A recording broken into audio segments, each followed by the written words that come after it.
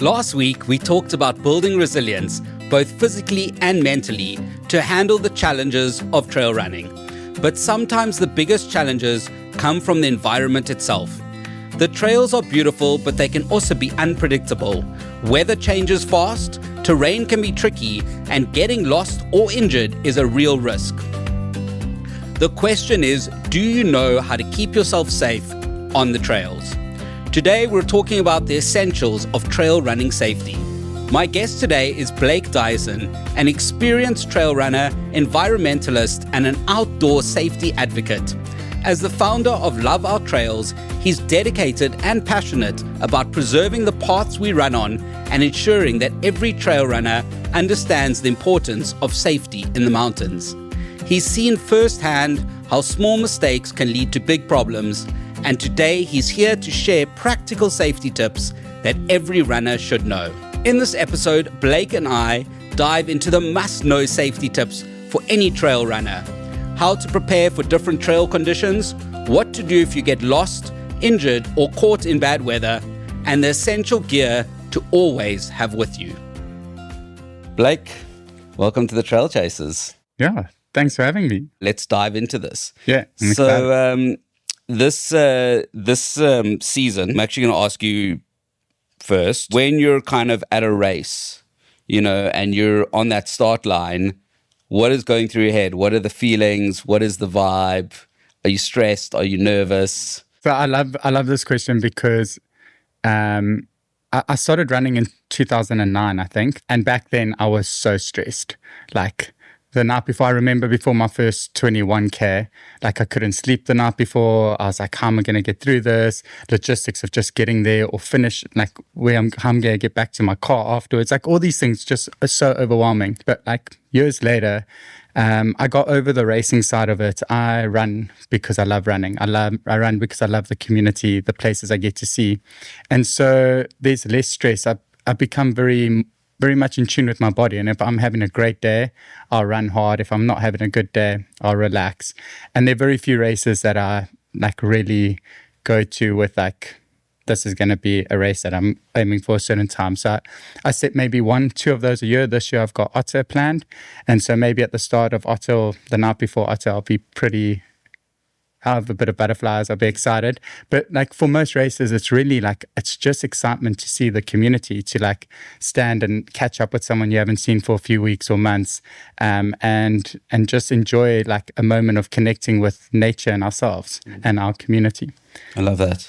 It's all about I think it's also important for beginners to take that pressure off as well, especially when you're kind of first starting. I think you need to have a few bad races and realize it'll be okay, and have a few races where like you have to walk the last 10Ks to a finish line and be like, no one judges me, no one cares. Like it's just you against you, and so once you get over that, the nerves slowly die unless you're really trying to achieve a personal goal. Then like those nerves will come back. Yeah. So this season is sponsored by Gilnockie socks, and I'll show you. So these are the socks.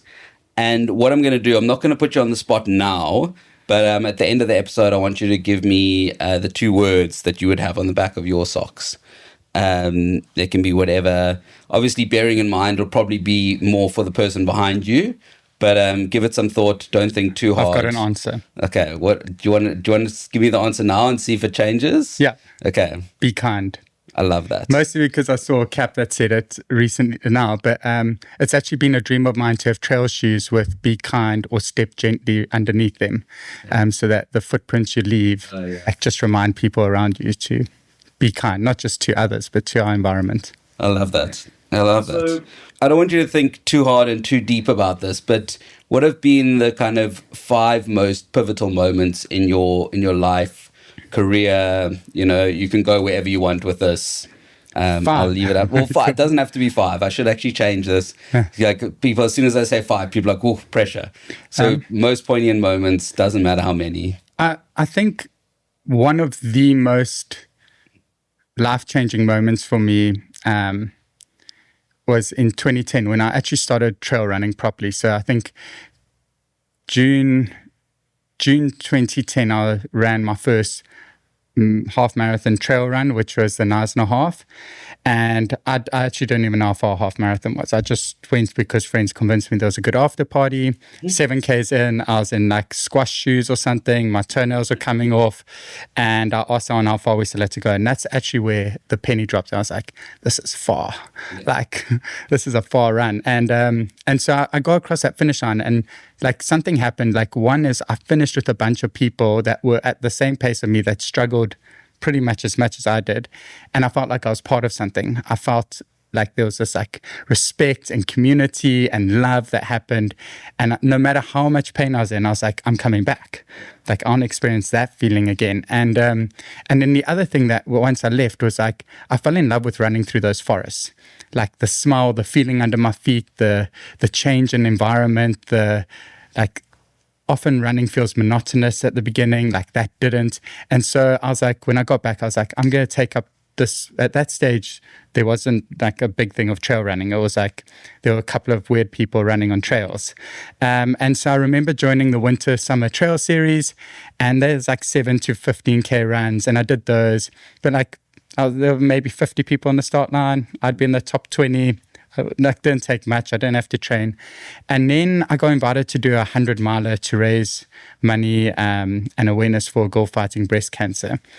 And I think Bri was actually on your show, and she chatted about a 100-miler that she went and did 80Ks of or something. But I was at the same thing, and I knew almost no one at the start of it. Met people like Robert LeBrun and that, and ran. And my goal was just to pitch up at the start line and run as far as I could and stop. But like, I had no idea what I was in for. I didn't have hydration packs. I had nothing.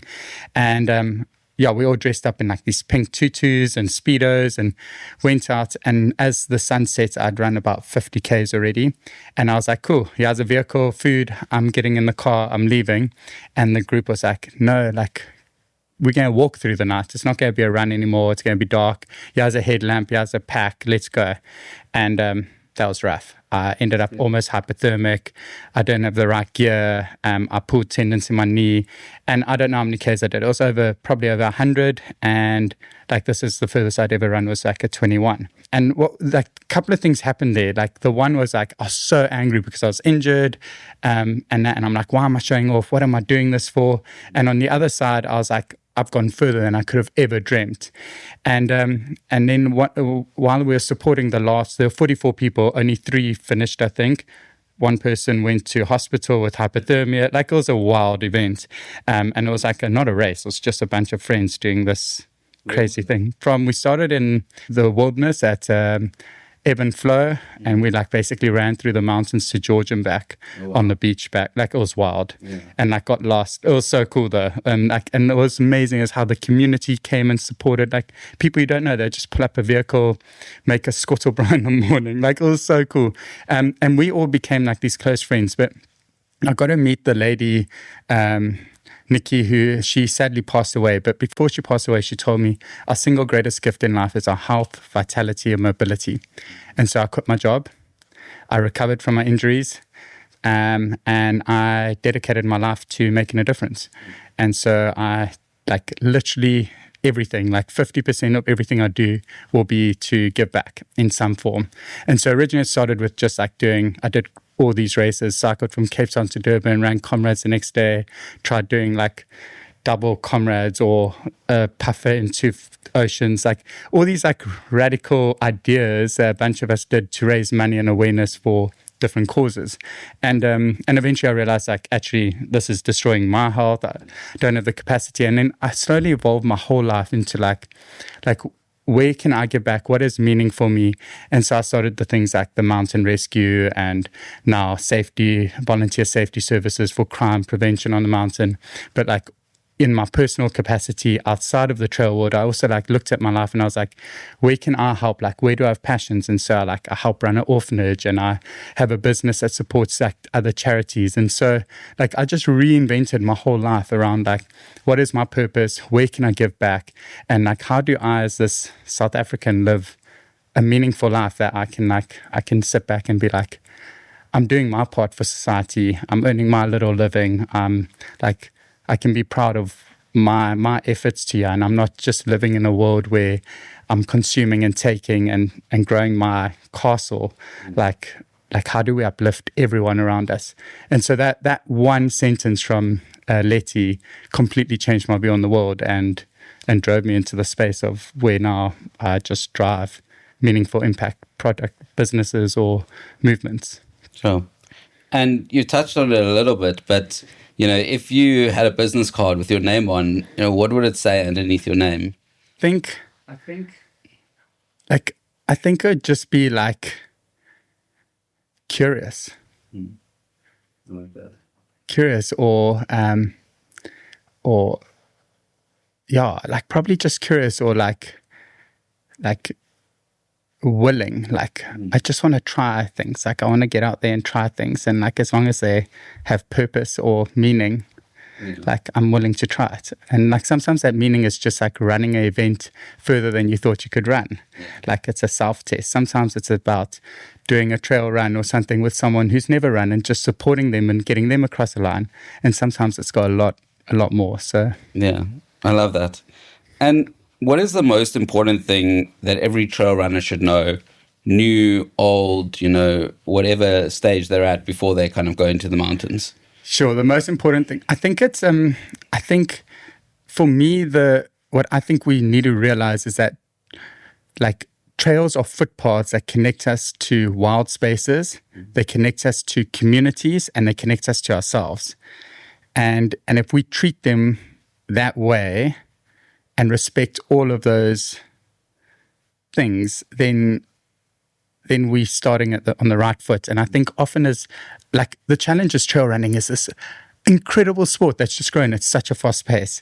And like we come into it with a Strava thing and after a Lion's Head segment or something, and we forget that like actually this trail has so much history. It was an old trail from a forestry thing that like brings people together. Like and if we're just running with music blaring in our ears, cutting people off, like we forget that there's other people using this trail for other things, and that this trail has many purposes. It could be someone could be walking to heal from trauma that they've gone through, and then the other side is like we're there for our community. We like using that trail as we're there to support our community. And what if someone's fallen, hurt themselves? Like, are we there in the mindset to say, I'm happy to serve that person. Yes, I'm happy to stop my watch, not get my best time, to sit and actually just sit with this person that's struggling and wait for help to come. And like the sad reality is like I do a lot of rescues, and unfortunately a big part of our trail community turn a blind eye to all this stuff. And then the last side of it is like our environment. Like as trail runners, we often are just willing to take a shortcut through the bush, or like just for a good time. We're doing 13 peaks. I'm not going to go around this trail. I'm going to take the shortcut through. Like completely unaware that we're leaving a trail segment on Strava, encouraging someone to follow it, creating a vagrant trail, changing the water flow, damaging a plant that only grows for 2 weeks of the year. So for me, like the most important thing that us as trail, from beginners to professional trail runners, is to realize like these trails are footpaths to connect. And if we treat that with respect, like these trails will be there for the next generation. But if we treat the community, the environment with like not disrespect, but like almost entitlement or in a selfish way, it's gonna leave a negative impact. And we can build a community that thrives and protects these wild spaces. Yeah. And, when you talk about safety, what are the biggest risks? And I mean, how do you kind of categorize? I said in the beginning, there obviously there's a multitude of safety issues, but how do you kind of categorize them, and sort of prioritize them? So being involved in mountain rescue has like completely opened my eyes to this. So we live in this digital world where like I can go on an app now and just be like, oh, I saw like this morning I saw a cool video of someone going through a cave on the mountain.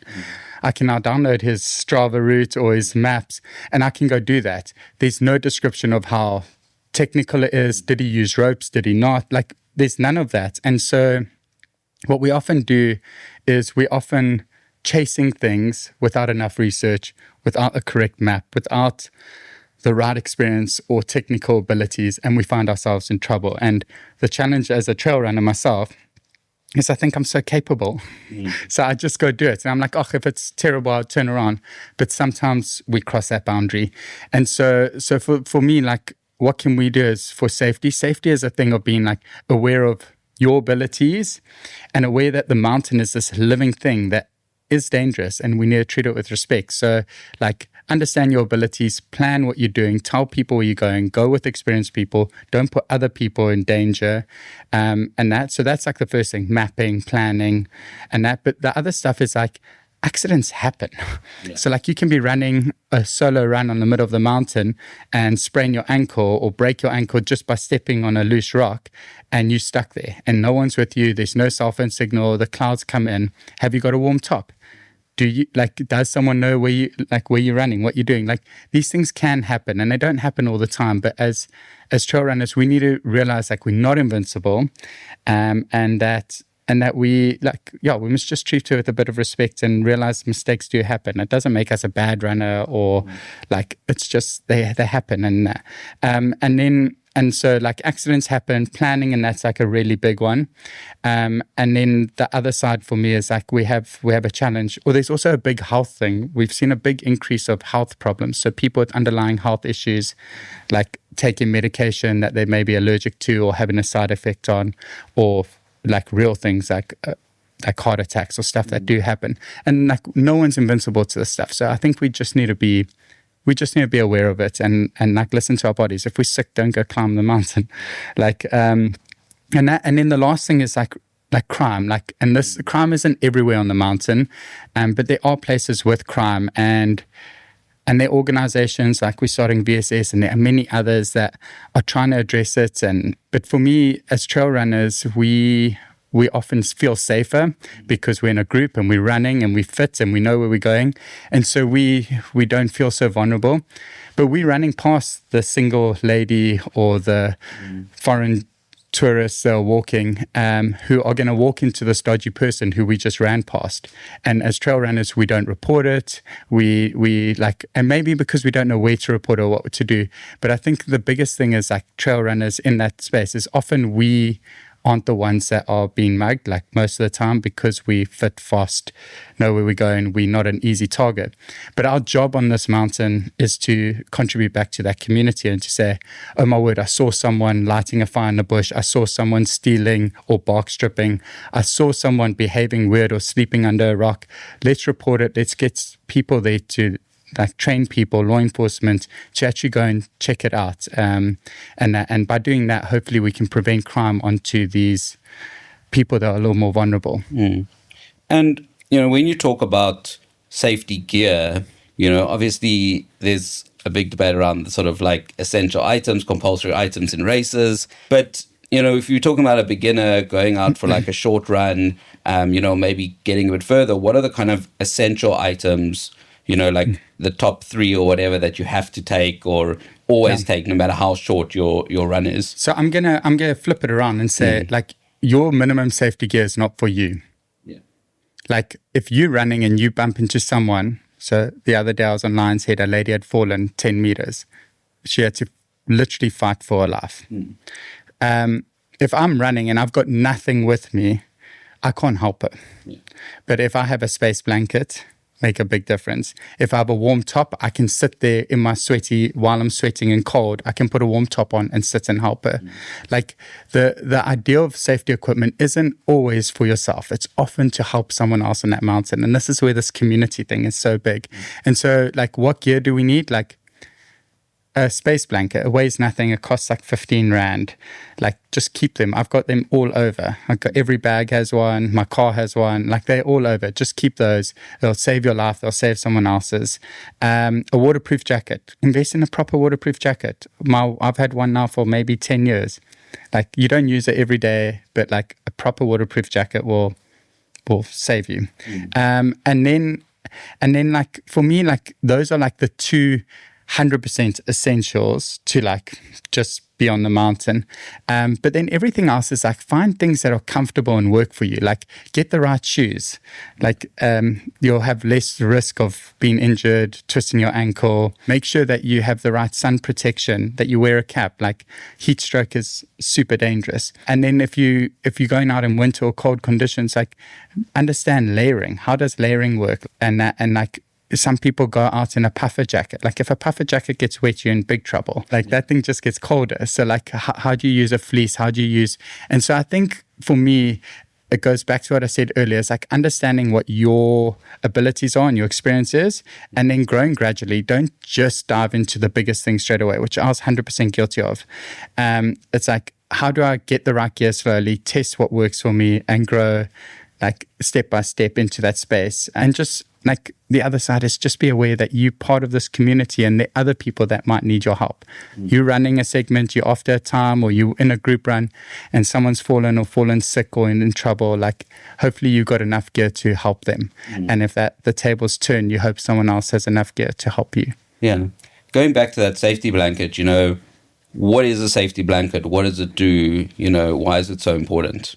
So there are three ways like that we lose heat or that we get cold. So like, you obviously have like moisture if you get wet, if conduct, like if you touch a rock or something, and then the wind. And so being on the mountain, we like all of that. Like, one is we're sweating, so there's already moisture. There's often wind on the mountain.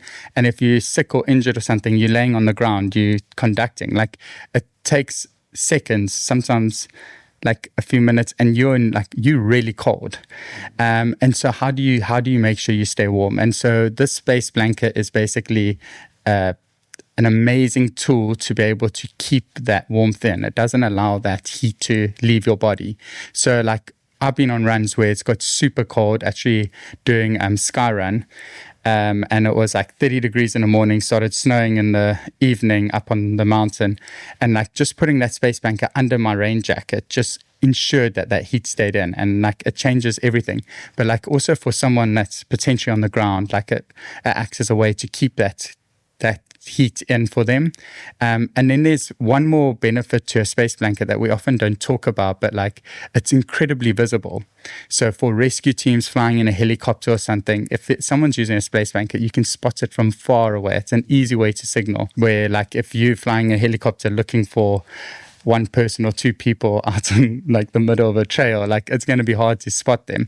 So these things add value, but it weighs nothing. It keeps the heat in, it blocks the wind out. Yeah, it's super cheap. So when you're planning, your trail runs, what are the key things you should check before you kind of head out the door? So like, weather, firstly, make sure you know what the weather is and you have the right gear for it. Make sure you know the trail you're going on. Like, and if it's a new trail, like, have you done enough research? Have you spoken to someone about it? Have you like mapped it out? Have you planned an escape route if it doesn't go to plan? Recently there was a running influencer that ran over Table Mountain straight into a fire and got himself into trouble, and he had to get rescued. And so rescuers had to walk through the fire to get him. And as much as he didn't do it on purpose, my question is like, you have enough time to film yourself. You have enough time to like do it, but you don't have time to, one, check the weather, two, like see smoke and be like, I don't need this Strava segment today. I can head back. I don't need to prove anything. Like, yeah, to go back to your question is, I think it's like just paying attention. Like, what is the weather? What is the route I'm doing?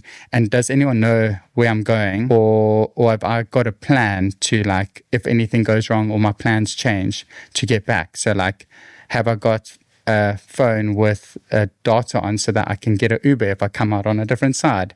Like, have we planned something? And a lot of the time, the problems we see on the mountain is just a lack of planning. It's like, it's not one bad decision. It's like 3, 4, 5 just silly decisions that were made. Like being like, oh, I was just going to run here and my friend was going to pick me up, but I don't have a cell phone and I had to change my route because of something. So my friend was waiting for me, but they then phoned rescue services because I didn't pitch up there, but I came off somewhere else, but it took me 3 hours to get home. And then you have a team of rescue people going up the mountain. Like, it's very silly things that like lead to problems.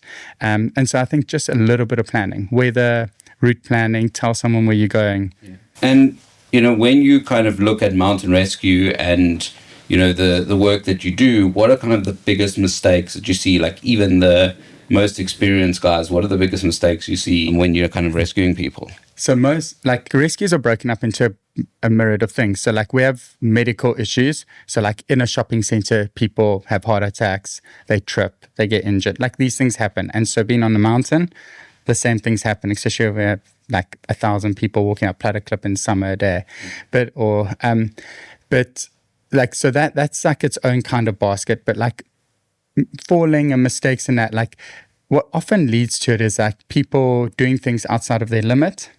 So like you're exhausted, you're not making good decisions, or rushing. So like Lion's Head on a super busy day, like getting frustrated with the queues, trying to take a shortcut or squeeze around people, slip, fall, someone turns around with a bag on them, bumps each other. Like it's the small things. So like for me, that's often where the problems are, like really pushing the boundary, like running too fast or pushing yourself out of your limit, that your decision making isn't at its peak because we're tired, and then like being hasty in an environment where we are putting ourselves or others at danger.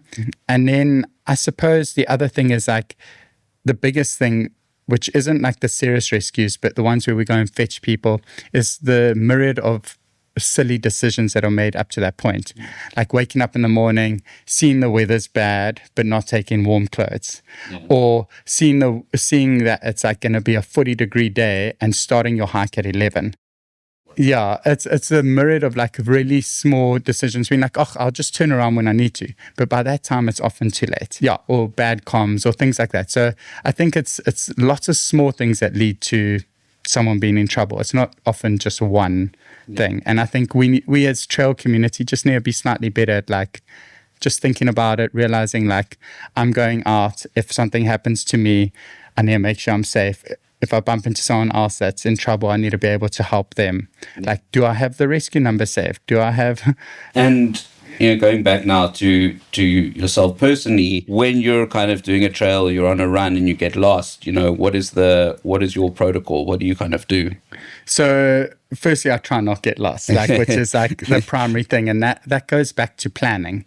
So I'm a qualified mountain guide and I've done a lot of map work training. I used to do a bit of adventure racing, so I've learned how to use maps. So I'm like passionate about maps. I'm obsessed with them. But I think for me, like the biggest thing is to be observant on the hike or on the run. So I'm heading out on a trail in the Cederberg. I don't quite know the route that well. Like how observant am I to like remember a plant that's there, or the peaks, or like a certain stone on the path if the weather's bad, so that if I backtrack, I can see where I am.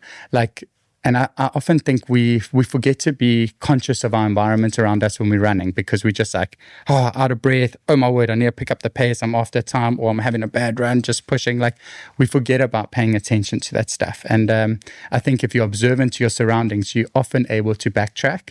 But in reality, if I really get lost, I'll wait there till I get help. Yeah, I won't walk too far. If you're really, really in trouble on the mountain, like leave something in the trail where you are that looks obvious that it's a human's thing, like a t-shirt or a bag or a shoe or something, and then go like make a marking to the direction you've walked and go find yourself a shelter or something and sit it out till help can come. But like I wouldn't just dawdle around in the middle of nowhere and get completely lost. Get more lost, yeah. Yeah, it's... And, I think coming to the emergency situations, because I guess you can warn people and tell people to do everything, but these things are going to happen. So starting off with when someone kind of gets injured, what are the kind of steps that they should take? Possibly, as you say, they don't have cell phone signal. They're, up in the mountains, far from help. What are the steps? So firstly, like from a mountain rescue side, is we don't judge anyone for being in. If we go and fetch someone who's in slops on a cliff face, like there's no judgment. From our side, we're so passionate about people being out there and adding a service to be able to like be like, go explore, and if it goes wrong, we're gonna help you. But if you end up in trouble like that, often it's the person in trouble is not the one that takes those steps. Yeah. It's whoever finds them or is with them. And so I think this message is really targeted at every single trail person, being like, at some stage in your life, you're going to be the first person on scene. And so what we need to get good at is clear communication. So like, have you got a contact number saved on your phone for that emergency response for that trail you're on? And it changes from Cedarburg to Drakensberg to Table Mountain. So when you go there, make sure you have the right contact details. And it's not, once again, we often think, I won't need it, I know my way. It's not for you. It's in case you see someone. And so one is you find the person that's injured or needs help, whatever that is. You get their information. So you assess them, what's wrong with them, what happened. So have they fallen? Is there a medical? Are they exhausted? Try and get a bit of information, like how old are they? Like, and then phone for help. If there's no signal where that is, either you or someone else has to go find signal. So we need like location, a description of that person and the situation they're in, so that when the person on the other side of the call hears this, they can understand what type of resources are needed. Do we need to take a stretcher? Do you need a team? Do you need ropes to get to the person? Like, the more detailed that information is, the easier it is to send a response thing. And then the next step is for whoever makes that call is to be with that person and wait and keep that environment calm. And when that's hugely important, because like if it's a place like Lion's Head that you have like loads of people, you end up having loads of people gathering there, and then they're all standing on vegetation or off trail, and other accidents happen. So like, just take a little bit of control of that area, keep it calm, and wait for help. That's really what. Clear comms as quick as possible, and keep that area as calm as possible. Yeah. One, for the patient, but also for the spectators. Yeah. And if you yourself kind of get injured and you don't have signal, is it kind of wait it out, or is it kind of like try and like hobble to, down the mountain? I think it depends on like, one is your ability again, and two, on like how injured you are. So like, one, like there's a case that happened in Groot-Winterhoek where a guy broke, like his rib went into his lung and he broke ribs and he was super injured, and he had pressed a SOS button on his tracking device for help, but he wasn't sure if anyone was coming and there was going to be sunset. So him and his friends decided to hobble out. Huge risk. He got to hospital in time, but that was a calculated risk they were willing to take, because they realized that if they go into the night, the other risk is maybe not worth it. So I think but on their defense, is like, they're amazing rock climbers, they're amazing adventurers, like they know what they're doing, they could do it. But and I've been on the mountain where I've slipped, fallen, really hurt my leg, and I realized I have enough food, water on me to take a 3-hour hike out. Yeah. Like I'm happy with that. I put a jacket on and just hike my way out super slow. But like other cases, you're going to be really sore and not willing to. And so I would just sit it out, as long as you got someone that can call for help and help's coming. And that's the other thing, is like, if you're running alone, run on trails that are popular. Yeah. Like, don't go and explore a new route on your own that you don't know if anyone, like, if something goes wrong, someone will walk past, especially on Table Mountain. Like, it's so busy. Yeah. And, obviously Table Mountain, one of the biggest challenges is the weather. Other than obviously, the best is obviously being prepared for the weather changes.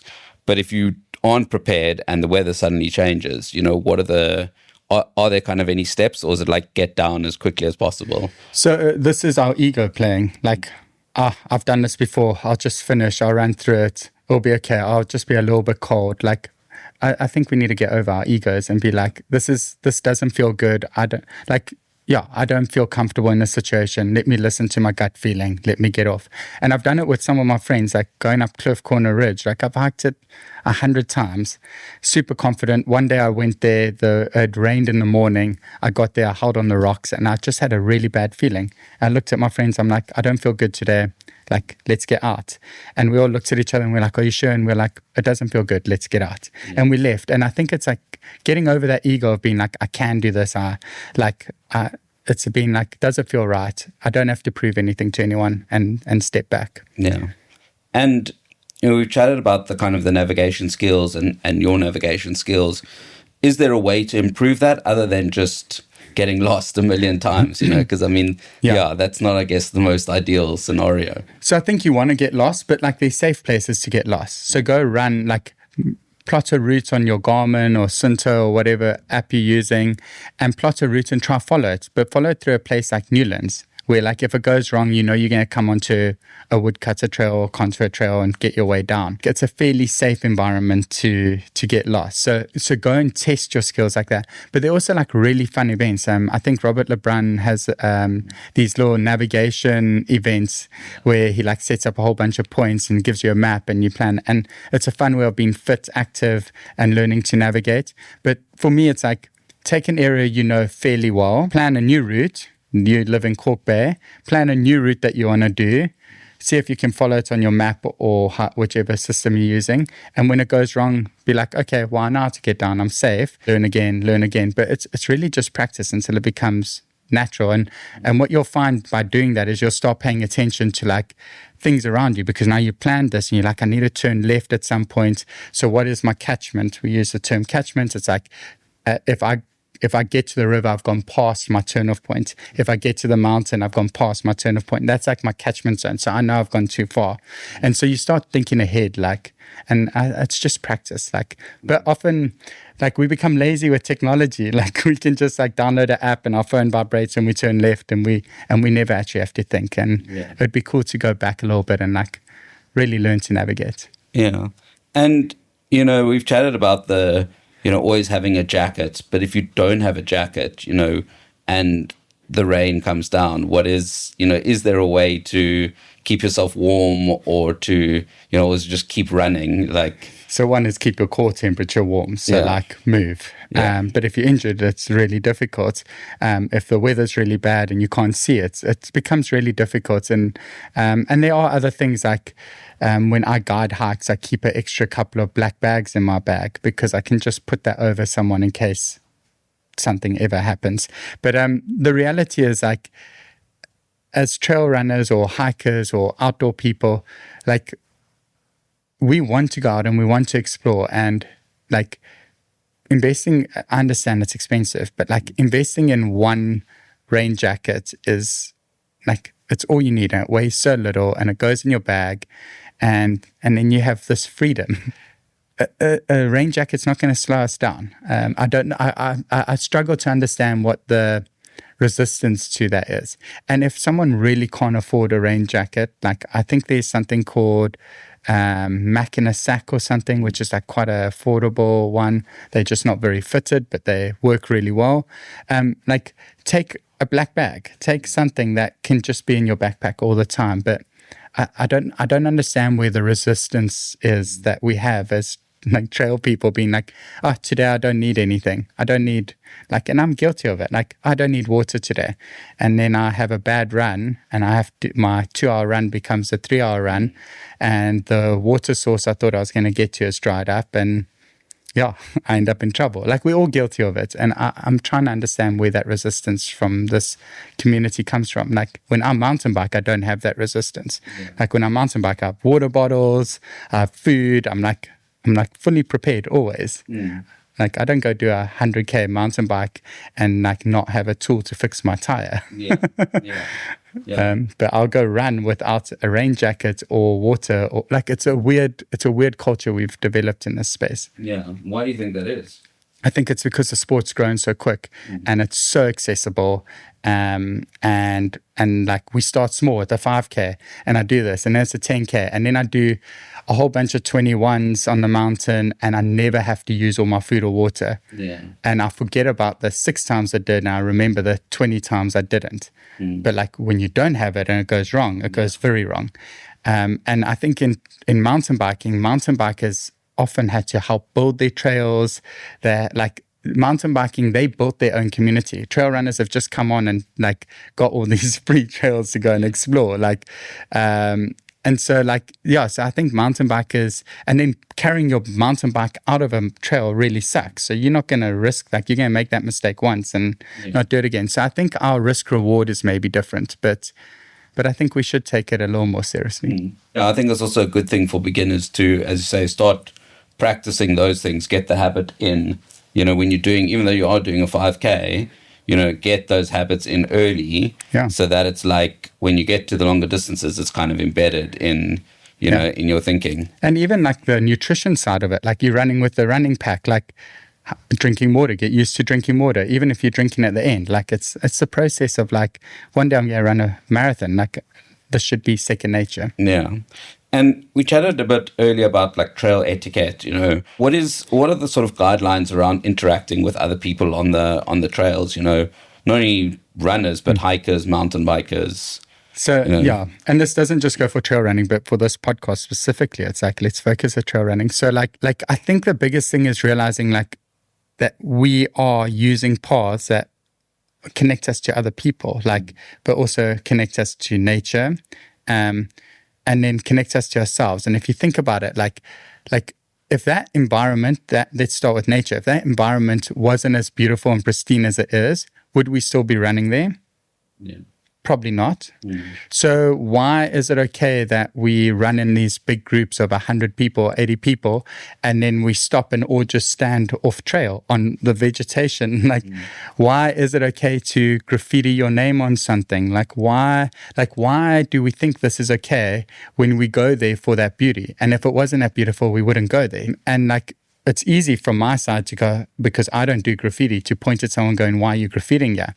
But for that person who's doing graffiti, they're going, I'm here to see plants, and why are you walking over all my plants as a trail runner? Or like everyone has an angle to this. Everyone sees something that we have an impact. And so I think like as a trail runner, like let's be super conscious that a big driving force of why we're out there is for the environment. So like we have an impact. So like let's not walk off trail. Let's not pick things. Let's just protect that environment a little bit. And then like litter on the other hand, like trail runners are like, I ran last weekend, eat a banana, throw the banana peel. Like we have a massive problem now in some areas with baboons. Why? Because we're feeding them. Like let's stop feeding them. But the other thing is like, imagine 1,000 people walk up Platyclip. Everyone thinks it's okay to throw their banana peels. That place is going to look horrible.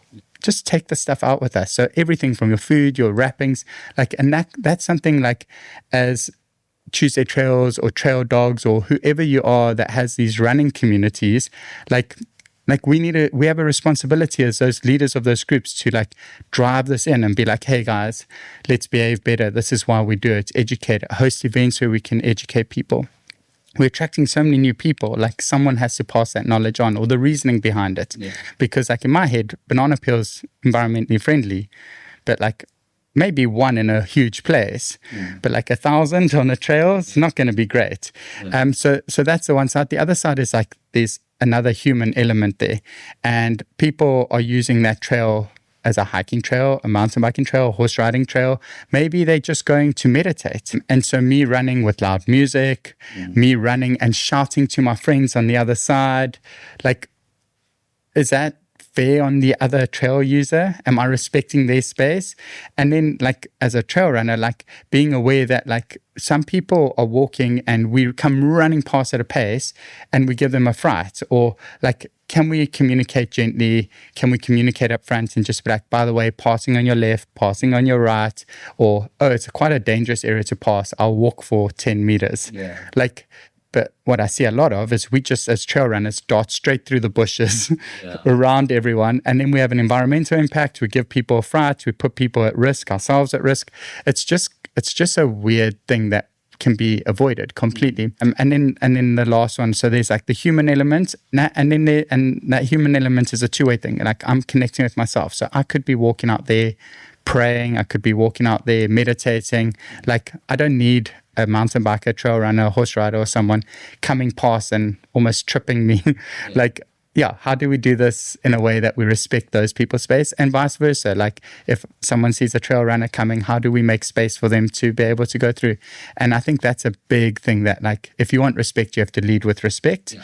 And in our environment, like, let's just be better. Like we don't need to throw stuff or do graffiti or take shortcuts or damage vegetation. And as event organizers or group organizers, like we should be thinking of this, and we should go, okay, I've got 800 people or 50 people at an event. How am I breaking this up? How am I making sure that where we stop, we're not having an environmental impact? That if we're running on the same trails over and over and over, like what are we doing to make sure that those trails are maintained or kept in a good conditioned so that we can continue using it, and that other people that are not part of our running group can also use it without an impact. I think we just need to ask more questions and be a lot more conscious and empathetic to that environment. Yeah, not so selfish. And, you've mentioned a few times about the kind of going off trail damaging, the vegetation. Expand a bit more on that, in terms of what that actually, does. So, I remember years ago, I had an event where I said, hey guys, trail runners, outdoor people, we have an impact on our trails. And I was using Devil's Peak at the time. We now got there used to be 2 trails going up. Now we have 6 trails going up. And we have challenge with these little rock slides that were happening. And basically I got pushback where people just said, these trails have been here for 100 years. What are you doing? You're just making things complicated. And I was like, but we actually have a real impact here. And if we're not careful, you damage the environment. And so what happens is that vegetation, specifically in Cape Town, because we have this crazy wind, our vegetation has these root systems that hold the ground together. Yeah. They have to have these big root systems so the trees don't blow out the ground. And so our fynbos and that is there to hold that ground together. And then we go and run through it, we damage it, we throw banana peels or fruit peels or food on the ground. The birds that pollinate those plants are now eating the food and not pollinating the plants. And so this cycle, and it seems I'm exaggerating, but we have thousands and thousands of people on the mountain. Yeah. So that cycle changes quicker than expected. Yeah. And so what happens when that vegetation's not there? We change the flow of water. We have landslides, mudslides, rock slides. And so then our trail changes. Our trails get damaged, and anyone can go out now and be like, this trail's not in great shape. Anyone that ran in 2010 on Devil's Peak and runs there now, big difference. I actually saw a picture the other day of Lion's Head at the top from 2010 and now, and it's a completely different environment. There used to be a lot more bushes, a lot more things, and so I think our impact just running off it's not necessarily my one footprint. Yeah. It's that someone else follows my footprint. Yeah. And that it's me plus 100 people after me. I throw litter, I throw a banana peel, someone sees that, they do the same. Yeah. And it's a cycle of poor leadership. Yeah. And how can runners reduce their impact on the environment, while at the same time kind of keeping safe? And I love this question. So I think like anything, these trails give us so much. There's no one that can be oh, I hate trail running. It's not doing anything for me. They trail run because it gives them so much. They're like, oh my word, I feel so good afterwards. And sometimes we can't put our finger on why we feel good from it. But there's lots of science there and there's lots of reasons, and it's often the community and the environment. With that comes if that trail wasn't there, how much do I lose? And I think if we had to put a figure on it, it'd be a massive thing. I'd lose mental health, I'd lose a community, I'd lose fitness, it's a huge part of my life and many others. And so if we look at it like that, could we ask a question to all of us of being how much have I given back to trail? Have I ever done a donation to trail maintenance? I just chatted now or got feedback now from friends at Table Mountain who are doing some trail building. It's costing them around about 10 to 12,000 Rand per kilometer of trail maintenance. Yeah, we have, I don't know, Tuesday or what, UTCT did 160, 180 kilometers of trail that they worked on, that they ran on, and 50,000 or whatever was donated to trail. That's 5 kilometers of trail that was maintained. Sure. If we think about it like that, we ran on 180 or used 180 kilometers of trail in total, and we've contributed to this small thing. So I think really just rethinking about these trails give us so much, what are we doing back? And sometimes it's not about money. It's about with Love Our Trails, I host trail cleanups. Do I pitch up and do a trail cleanup? Do I help when I see graffiti on the mountain? Do I go and contact Sandparks or the Honorary Rangers or Love Our Trails and say, hey, how do I clean this? Can I borrow some cleaning stuff? Can we put a team together and clean this? When they're doing trail maintenance, do we do a donation? Do we go help? There are many ways of contributing. Go join mountain rescue or the trail search and rescue, or go join the firefighting thing. But at some point we have to give back. If I had to calculate, I've always wanted to do this. I want to go calculate the average time, time people spend on trails on Strava. And then I want to calculate the average time or the contribution of those people to to something to help the trails or the community or the environment. And it's petrifying because I think it's going to be less than 1%. Like, I think it's going to be so tiny. And I think we need to change that. I think we need to realize, yes, sandparks are responsible for the trails. Yes, Cape Nature are responsible for the trails. Just like SAPs are responsible for crime. Like, the reality is it's not happening. But I'm not willing to live in a world where I don't have trails. And I'm not willing to live in a world where the next generation is going to go out and not be able to go on trails because of they've been vandalized or no one's maintained them or there's crime. Like, let's all be part of the solution. And I don't think it's hard. It's not always about money. It's about time. Like, we can skip one run a month. Take those 3 hours that you ran for once a month and go help clear alien trees. It's really not difficult. And it's also, you build a community, you understand the value of the trip. There's loads of value to giving back. Yeah. Even just spreading awareness, you know, 100%. I think even if you're not going to actually go do something or donate or anything like that. And, you know, what's the best way to prepare for technical terrain and kind of avoid like falling, just slow down, or is it? I'm probably not the best person to ask this because I probably went into it too fast at the beginning, and I'm also not the most technical person. But I think it's understanding your abilities, and then if you're going to go do something outside of your abilities, so I always think of it as a circle. Like, I have my comfort zone, and then I have my adventure zone, and then there's an extreme zone. And in my comfort zone, maybe Lion's Head's my comfort zone with the staples. I don't feel nervous. I can go up it easy. There are other people that find that an adventure zone. Like, they get nervous, they're scared of heights. Like, so when I'm in my comfort zone, I can guide someone up that's for their adventure zone. But if I'm going into my adventure zone, don't take someone that's already scared into that, because you're already kind of outside of your thing. So I think, like, to answer that better is to say, like, to learn new skills, to improve your ability on technical terrain, and that is like, go with someone who's comfortable in it, and go run that downhill with someone who has enough patience and time to be able to say, this is how I do it, this is the things I've learned, this is how this works. And the same goes, like, you want to get into scrambling, like, go with a rock climber and let them teach you how to, like, read the scramble, how to test if the rock's hollow or loose, like what vegetation to be aware of. Like, I think it's like building that community, finding people you trust, and slowly, like, progressing, like you would do if you're doing weightlifting. Like, you're not going to go and pick up the heaviest weights on day one. You're going to learn technique, you're going to do a bit of a heavier weight, learn a bit more. Like, we can do the same with trail running. Yeah. And, you know, if you had to go back to yourself to when you kind of first started trail running, you know, what is the advice that you would give yourself? So number one would be, like, not to go out too hard, too fast straight away. Like, I got so injured, I was out for probably a year at the beginning. So that, I think like, and to not get too caught up. For many years, I got so caught up in, like, the racing element, like, oh my word, these people have run 30Ks this week, I need to run 35.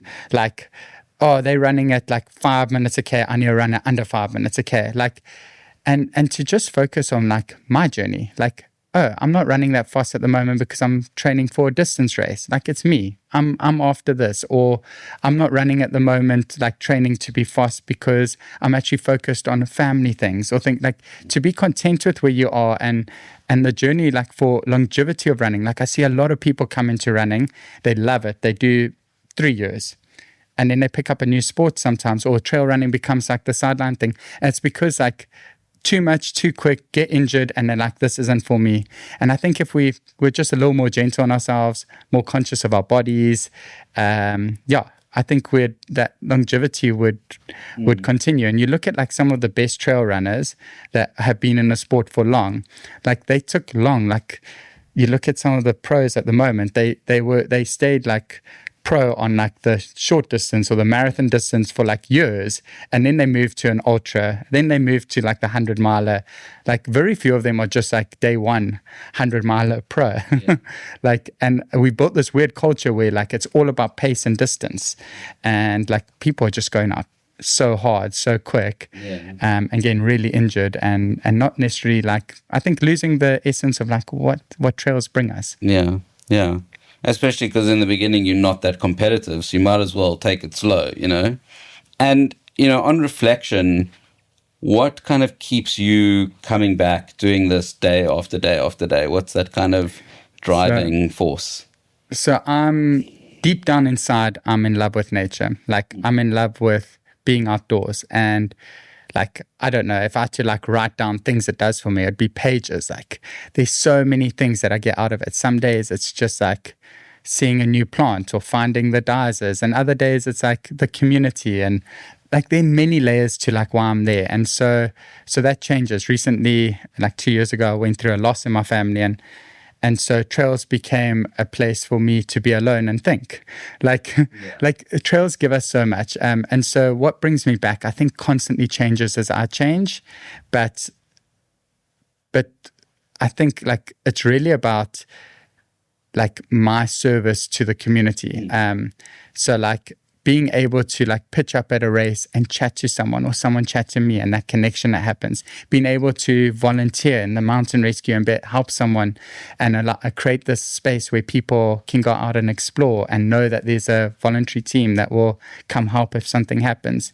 Like, I think it's this thing of service in this thing, and the community that sits around that service space that is so beautiful. Like, yes, I love the races. I used to race a lot, less so now. But it's really the service and community side. Like, I've dived into the side of like the alien clearing and trail maintenance and that. And there's a massive community around that are like really doing amazing things. And it's like this like brother sisterhood that they like care for each other, and you're on these WhatsApp groups and you chat. And so I think it's that. I think it's like what nature does for me. It gives me the space, depending where I am in my life, to be a better version of me, and the community side. If I lose that, if I don't have that, I think I'll be a worse person. And going forward, what's in the pipeline for you, short, medium, long term, but also, what are the kind of bucket list big goals? So currently, like my only race I've got is Otter this year, and I have a love-hate relationship with that race. Like, I've had so many runs that I've really suffered on. I've like only had 2 runs that I've really loved. So I'd love to have a really good run this year. But my big goals actually is around. Like, one is I was one of the founding members of Trail Search and Rescue, which is a trail running rescue team. And we've grown now to about 60 odd members. And I think last year we did 80 or 90 rescues, our team. And it's amazing to see the impact that has. And so my goal for this year is to like really grow like that a little bit more. I'd like to get up to 80 members, but I'm also trying to grow our management and incident management team so that we help, like we have, like there's less pressure put on me to like manage things, or me and Ellie and Nick, like that we have more people with more skills that can help add more value. And then the other thing that I'm busy working on in the trail space is volunteer safety services, or VSS, which we've been working on for many, many years, and finally have like an agreement with Sandparks. And it's around making the mountain safer, specifically on contact crime. Like, how do we prevent or stop crime? And so a big part of it is like, how do we communicate to the trail community about where they should or shouldn't be based on crime, what they need to look out for. But to also create channels, like we have a WhatsApp group that people can join where you can report any suspicious behavior and that. And then we have response teams that can go out and actually go check those areas, clear them out, like in that. And then when there's a hotspot, like we see that people actually, like there's consistent crime in the area, like can we work with law enforcement, SAPs, Sandparks, to put teams together to actually catch these guys. And we've had some successes. We've got a lot to learn. But my big goal for this year is like, can we get to December and have a volunteer safety services that is actually like that we can turn around and go, we've gone from X amount of crime on the mountain down to like single digits, hopefully. And then the year after, can we get that even lower? And that would be the dream. And if we can get enough support from the community, could we start introducing things like technology, cameras, drones, like what, I don't know, what are the solutions there? But we're really grateful to have finally opened the door with Sandparks to allow this space for us.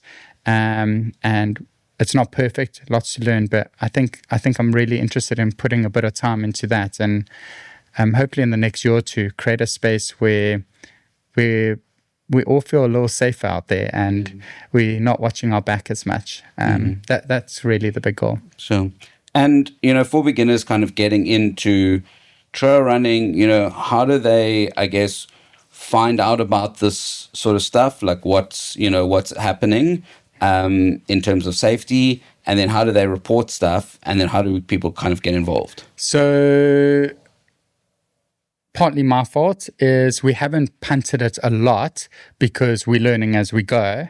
So we really, at the moment, it's word of mouth, people we know and trust in the space saying, okay, give us this information when you're out there. So we approached a lot of the race organizers, a lot of the trail community people. Some trail groups have chosen not to be part of it, and some, like the leopards and trail dogs, like they've been amazing. They've come on and they report things and they really get involved. And so we've done that. But I think going forward, our big growth is going to be like, how do we get more people involved as we iron this out? And so currently our VSS, or Volunteer Safety Services, social media pages are open but dormant. We're not posting anything till we are clear on our process. But you can follow Love Our Trails on social media, which is my little, conservation awareness kind of organization. But you can follow that, and I kind of post most things on there, just keeping people up to date of how to get involved. But if anyone wants to get involved, like message us on Love Our Trails or VSS, and we'll chat to you and see like, where do you live, where are you running, how can you add value. At the moment, we've got a fairly big group of people on the Watch. We call it the Watch, the WhatsApp group, that give us information. But our big drive right now is like building the relationships with like the neighborhood watchers, the law enforcement, SAPs, the rangers on the ground, to like understand like, if crime happens, how can we intercept it? How can we respond? And then understanding that data, and then being like, where do we need to have people on the mountain to prevent crime? And that's really our big focus. We got some very exciting initiatives. Like we want to put up a safety hut on Lion's Head, and that and that's a long process. We'll get the hut up first, and we need to find a way of employing people. But like, if someone wants to get involved in that, like, we're looking for funding, we're looking for fundraisers, we're looking for volunteers to actually stand there and educate people. Like, there's lots of ways. And so as this grows, I think if the trail community, beginners or people that have been running for long, can help like share these things and help like ask questions, get involved, message us. Right now, there isn't like this one clear plan because we're learning. But if like you put up your hand and you say like, I'd love to be involved, we're going to find a place to put you. Like, we need help. And at the moment, it's just a couple of us on the voluntary side putting it together. And we chatted at the beginning of the episode about the socks. So we're going with that. Let's be kind. I think like the world's so. I've only got 4-letter words for this, but the world's like really struggling with poor leadership at the moment, and with that we see a lot of tense anger, poor decision making at the top, from government, from management of businesses, and that impacts us on our day-to-day lives. And so I think if we can just be like a little more kind to people, and like if there's any way of like just reminding people like let's just be slightly more kind, I think it'll be a beautiful thing. And as I said, like I actually met with Faltzgun a while ago to be like, hey guys, can we make shoes with like a little thing on while we're planting cedar trees out in Cedarburg that's just like be kind, or like step gently. Like, yeah, I think it'll be beautiful. Awesome. Thank you very much. This was so informative. Thank you. Thanks. Thank you. It's been an honor. Thanks for joining me.